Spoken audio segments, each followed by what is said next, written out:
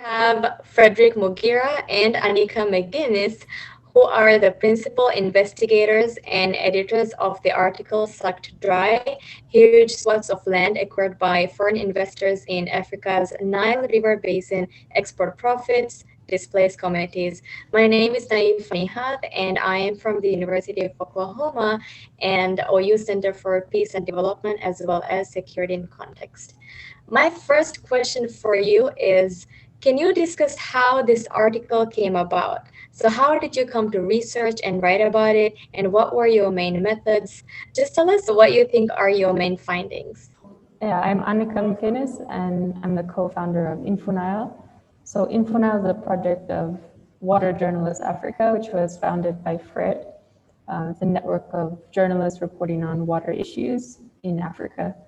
And in 2017, we co-founded InfoNile, which is a GeoJournalism platform looking specifically at the Nile River. So it reports on issues of water and environment in the 11 countries of the Nile River Basin. And through geojournalism methods, which basically means using maps, using data to report stories. So for this particular project, we were really interested to look at how foreign companies are coming into the Nile Basin, extracting land, but also a lot of water resources from the river basin. I think we had seen a couple of different examples here and there from the network of journalists that we work with, but we wanted to look at the issue on a broader scale and see what the extent of it was, what the impacts of these projects were on the local level, national and international. So what our usual approach is as InfoNile is we first identify a data source of common and cross-border importance. So for this one, we were able to utilize data from the Land Matrix. It's an independent land monitoring initiative that promotes transparency and accountability by capturing and sharing data about large-scale land deals, which it gets from governments, the private sector, different organizations and NGOs, and also individuals who give them information about different land deals. So we went through and we verified that this data seemed to be quite comprehensive and credible, and easy to download and analyze on your own terms. So we actually downloaded the data for the 11 countries, and then we analyzed it by the size of the deals, by the different countries that are coming into the basin, by what were they doing in the basin, was it agriculture, was it forestry, logging. So this was enabled us to really get like a country level analysis of the situation. So we were able to find out that 16.9 million hectares of land from 445 different deals have been concluded in 11 countries. And there are also 6.1 hectares of deals that are still in negotiation, so still on their way to being concluded. Most of them are in large-scale agriculture, and others are in forestry, renewable energy, and mining. So from there, we called for pitches from our network of journalists to actually report stories on the ground about these land deals and what were their impacts on the local communities. So we worked with 8 journalists from Egypt, Kenya, 2 from South Sudan, Uganda, Sudan, and Ethiopia, and each of them investigated a particular land deal or a group of land deals that they found interesting within the data set. So one of the main findings at the end of the investigation was that despite so-called income that countries are getting from leasing their land to foreign companies, these deals are actually leading to a lot of suffering of local communities. So, and then the profits from the deals are going back to the investing companies. They're not really investing in the countries where the companies are situated. Yeah, so we looked at flower companies in Ethiopia. We looked at timber companies in Uganda. We looked at the UAE and Saudi Arabia, which are coming in to grow animal feed in Egypt and Sudan. And we looked at a lot of Chinese investors that are coming into South Sudan, all for different reasons, but many of them were able to actually acquire the land at a much lower rate than the market price. And we also did calculations and found out that through doing that, they were actually also able to acquire water at a very, very low rate below the market price. So one of our main conclusions also from the investigation was that these foreign companies are not just extracting land and resources, but also water, which of course is a scarce resource, especially in the Nile, and especially in Egypt and Sudan, which are the two most arid countries in the Nile Basin. So yeah, we can, I think, go into these findings in detail, but those are the main findings from the investigation. And then maybe to just finish the process. So after each journalist reported their story, they published the story in their local media house in their country. So sometimes it was published in Arabic or Swahili, different languages in the Nile Basin. And then we were able to come up with a large-scale cross-border project, which brought together their stories. And there we were able to create an interactive map showing all the land deals, use satellite imagery and drone images to provide different perspectives to the stories, and do other kinds of data visualizations. My next question is, what does your research teach us about the balance between environmental conservation of land and the possible displacement of indigenous tribes and or communities? Yeah, I'll take that one on. And I will answer this using the example of the story we did in Democratic Republic of Congo, and looked at indigenous communities, especially the indigenous communities of Batwa, the Pygmies.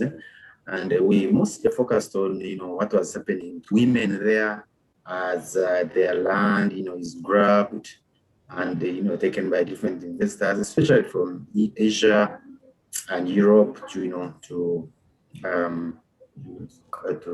for timber purposes, So we realized that, indigenous tribes are struggling to live because they no longer have land. The land that, where they used it to be has been grabbed. And you'd think that it was just probably stolen from them. No, according to our sources and, the story we did, this land was taken from them by the government because originally, it belonged to the government. So they were, taken out of this land and then given to foreign investors for timber purposes, to cut down trees and make timber. So these indigenous communities now are incapable of defending their homes and sources of livelihood, against illegal encroachment and damaging exploitations. Yes, they are just struggling to live. And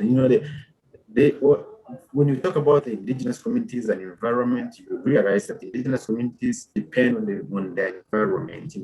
They would go into these forests, for example, to pick medicinal plants and herbs. They would go in to hunt, and as they hunt, they make food. They would go in to grow food and crops, but now they are not able to, because this land has been grabbed, taken away from them. So we realize lack of land, the repression over there, and the lack of involvement in the conservation efforts. All of these are rendering them landless, and also because they cannot be allowed back onto this land, to pick food, for example, and medicine. They are now living in, I would say, situations and uncertainty. They don't know what to come tomorrow because they don't have food, have medicine, and they live in displaced camps.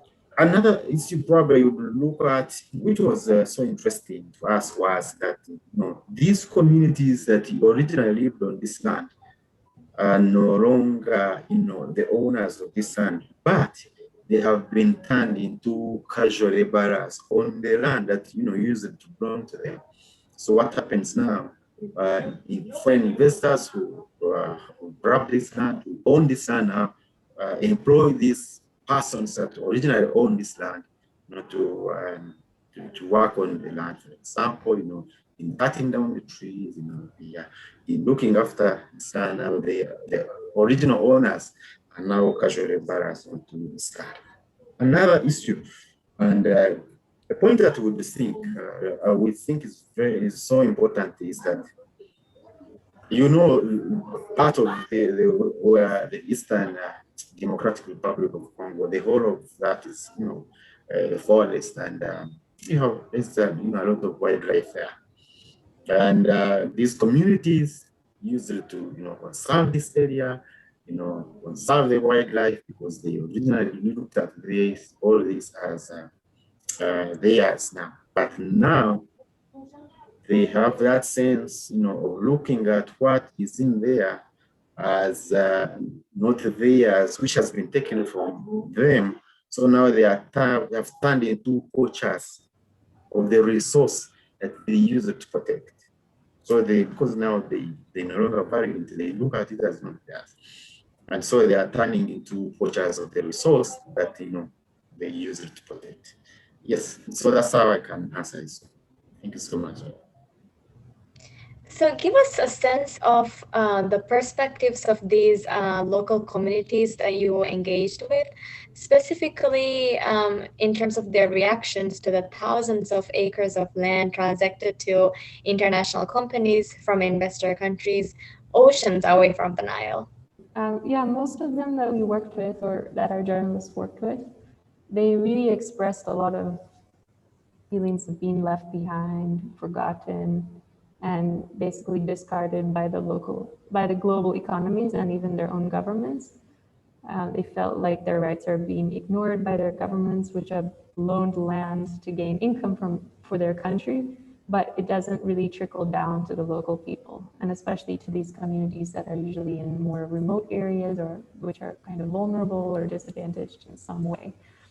And they're also, as Fred mentioned, they're unable to access their traditional lands or water sources, grazing areas, like other natural resources that have been really important to them throughout the years.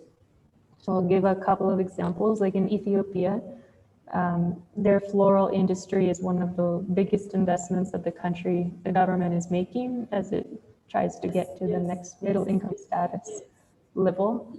But about 3,000 people are displaced every year by the flower growing investors, many of which are actually exporting to the Western world. So like some of the people that the journalists we worked with talked to said that his community members have been reduced to immigrants on the land that once belonged to their ancestors. And they haven't only lost land, but also their water bodies. So yeah, in Sudan, similarly, the land grabbing in Sudan has pushed over the edge local communities that were already facing land scarcity due to desertification and climate change. So it's kind of compounded environmental issues that they were already facing. Yeah, similarly in Kenya, we looked at Yala Swamp, where an American company came in to grow crops. And originally part of the swamp was supposed to be controlled by the government and part of it by the community. But later, actually, 2 local county councils leased the land to Dominion, which was the company name, without the community input. So we see like different ways in which the communities actually had their land taken away from them. And in Uganda, for example, the communities had lived on a piece of land for decades, which according to Ugandan law, they should actually have the rights to the land by that point. But it was later gazetted into a forest reserve. And nowadays the government says people can't live within a forest reserve. So regardless of having been there for generations, they lost their rights, or they had no rights to live on the land, so they can be displaced at any time. So we see like a lot of issues with changing laws and regulations. But yeah, most of them, even when you go into the communities, they never really see the impacts of these companies coming in. All they see is the loss to their livelihoods, which has impacted them negatively in many ways. So yeah, they really feel like they're the ones who are kind of left behind in this global economy. Yeah. What are some efforts by the respective governments then, or other actors to support the communities who suffer from these land deals or displacement and the loss of their economic opportunities?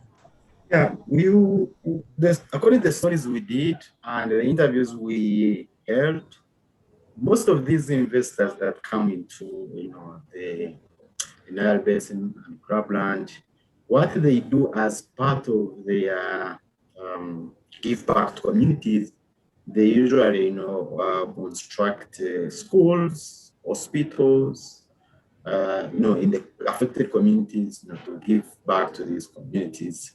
We saw this in communities in Ethiopia. Some schools have been constructed, for the affected communities, health centers, constructed. Yes, so you find that, the foreign investors try to give back to communities, but again, they do not give back the land. They give, other benefits. Again, for example, in Sudan, you find that the investor that, came there and he grabbed land and, used it for agricultural purposes, helped to introduce modern farming technologies in the communities, in the country and in the areas, the communities that are nearby this grabbed land. You find like they are now practicing different types of irrigation systems that were not there before. These companies are trying to help the local communities, to survive. But again, they are not giving them land. You find that we also saw a story in Sudan where the communities were given farming tools by this investor that grabbed their land. But what you need to know is that when war started in Sudan, the investor had bought land, so he grabbed land, and when war started in South Sudan, he left the land idle, and part of this land remained idle. And again, he wasn't there, to help communities. But you find that there are that are supporting local communities. Again, if you think of governments like in Sudan, the Khartoum one, and the government once there was a law, during the past government, Omar Bashir, that an investor has to give back 25% of the land to the communities that were displaced. But we realized that the investor comes and requests for land that he wants and adds on to that land 25%. So it is 25% extra of the land that he needs. So what he does, then again, he gives the 25% to the communities, which kind of makes sense, but it's kind of cheating again, as you can see. Yes, Annika, if you want to add on, you can come in.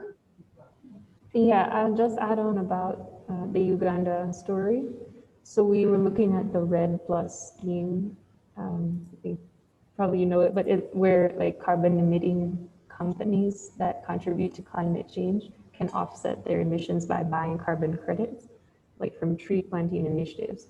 So basically, this company that we investigated, Green Resources, which owns a timber company in Uganda, it was actually selling carbon credits within this carbon market, even though it's planting in a non-native, like indigenous tree species, which is shown to not really have great environmental consequences, and they're cutting them down for timber, then they're regrowing the trees. So the question is really how much carbon is it actually extracting? But anyway, as a part of that REDD+ scheme, all companies are required to invest in community development. So that was the same with this company that we looked at. And they have actually tried to put in place a lot of projects to support the local communities, like constructing water boreholes and providing medical supplies, maintaining roads, increasing HIV/AIDS awareness, implementing a cook stoves project, and other projects. But then when you go to the communities and talk to them, they really don't see any impact from these projects, because to them it's like they've lost their whole livelihoods by being pushed off of the land. So these communities, like in Uganda, are literally living on a stretch of land which is 200 meters wide, like between where the forest ends and then there's the lake. And they're not even allowed to be there because that's supposed to be protected, like a wetland area. But this is the only land where they can actually physically like put their houses. So to them, they're like, okay, this project, you know, constructing one water borehole, how is that going to solve the problem that I'm now facing due to the loss of my land and the non-recognition of the government, that maybe they did have rights to that land since they had been there for so long. So there's that kind of like disparity, and it's hard to tell, I think, like who the bad guy is in such a situation. This is also one of the outcomes that we had from the stories, that sometimes you want to blame the company, but it's not always the company's fault. Like they may have acquired the land in a very legal process and they may be following the rules, trying to do as much as they can, but then the communities are impacted due to just this global system, and also the way maybe the government doesn't, you know, respect the right to the land. It's a whole system, and it's hard to pinpoint who is the bad guy. It's like a result of these transnational systems and economies. Is it the case that women are the most affected by land grabbing? And if so, why do you think women are the most vulnerable in these cases? Yeah, you know, the setup of the African traditional communities, women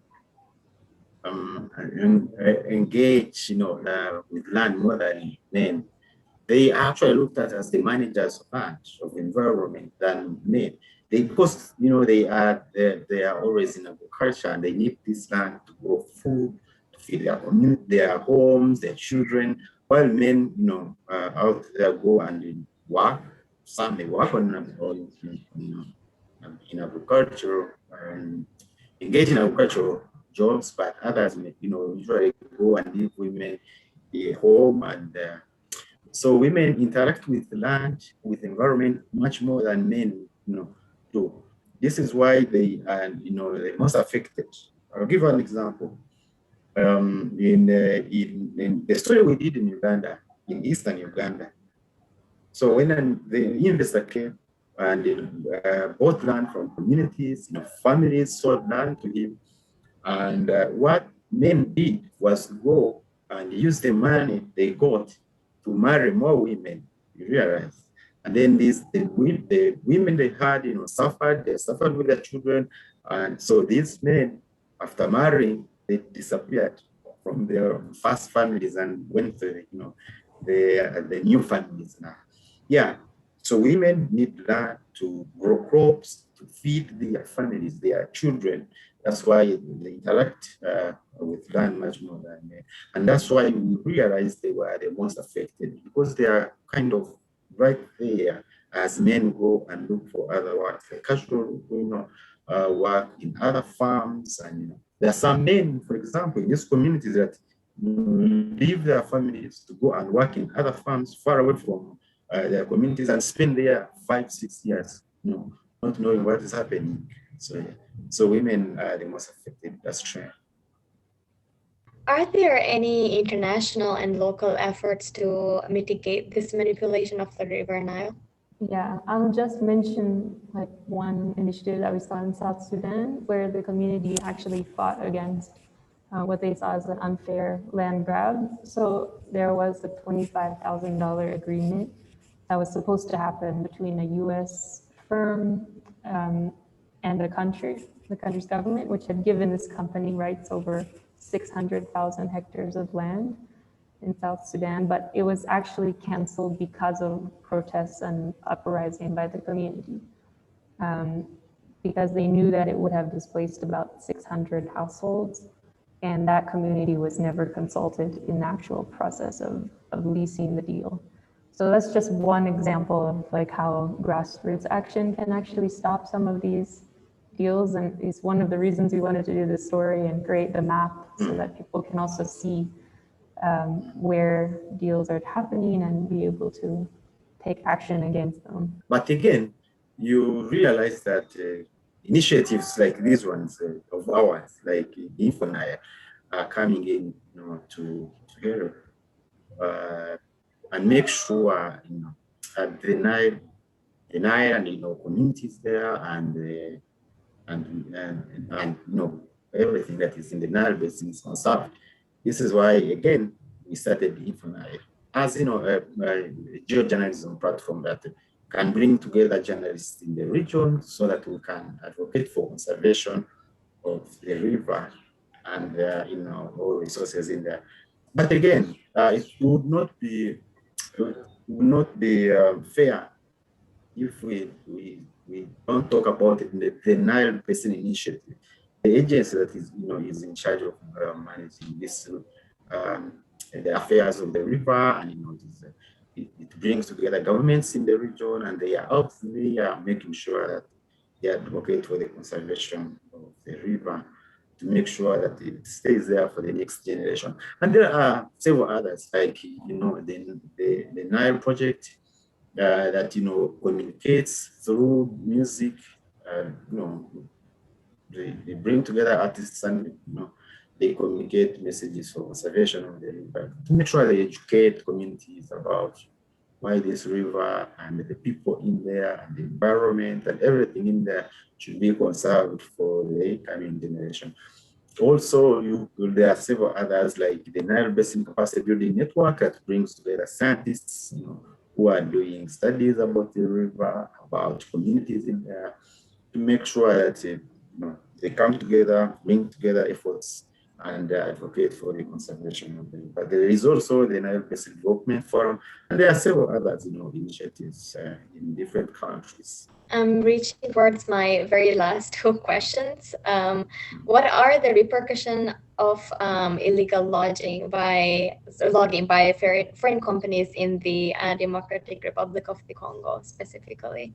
Are there any repercussions of it? Yeah, of course, yeah. I strongly believe we have already, brought out in this conversation some of these. One, the damaging of the habitats of wildlife. Some wildlife again need quiet environment to flourish, to reproduce, and then when these trees, are cut down and shipped, and when there are several activities going on in those forests, yeah, so you find that the wildlife may not, reproduce, may not stay there. They, kind of move to other parts, and others, it means, some may not flourish. Yes, that's true. Again, deforestation. Those trees are cut down, and they are big trees, mahogany trees. It's cut down. These have lived for several years, and they are cut down. It means a lot. It means climate change. It means global warming. It means a lot in the area. And if, for example, you did a study probably as a result of this, you could find that there has been a change in the microclimate of the area, especially along those communities where trees are cut. Probably there's a change in the microclimate. Again, this has adversely affected the indigenous people who live in there because they have no land. It means they are living, I would say, bad life. If you don't have land, you don't grow food. If you don't grow food, it means hunger sets in, famine set in. Yeah. So again, these communities are not able again to have a source of income, to educate their children, take their children to school because they are not able to grow anything in there.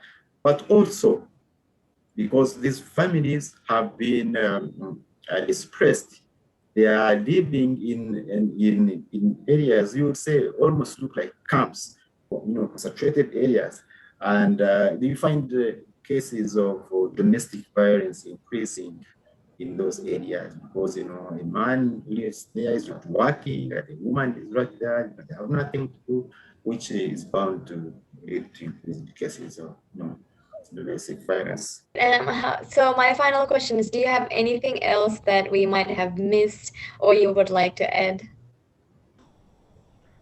Not really. Let me go fast. Not really. You realize Annika and I are journalists. We are journalists and we do all this through our journalism work. And there are some questions that we may not have answered well because we're not activists, you know, some information, because we want to balance, you know, yeah, because, you know, professionally, we just go out there and write the story and balance the story. So some may, you know, may not probably have not gone into details because we're journalists and we are not activists, but we continue to investigate these cases and more are coming. And we recently have been looking at wildlife in East Africa and how wildlife conservation, how it was affected by the lockdown as a result of coronavirus and COVID. Thank you so much for this opportunity. And it's a great opportunity and an honor for me to be able to interview you both as well. This article is extremely insightful and very, very important. So once again, thank you so much for your time and the important work that you are doing. Thank you so much.